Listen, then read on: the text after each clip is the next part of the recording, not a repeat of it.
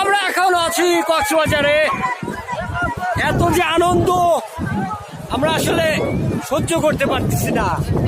আমরা এখন যাব নদীর ওই পাড়ে চলে যাব। ওয়াও বিউটিফুল, দেখেন নদী পার হচ্ছি। এভরিওয়ান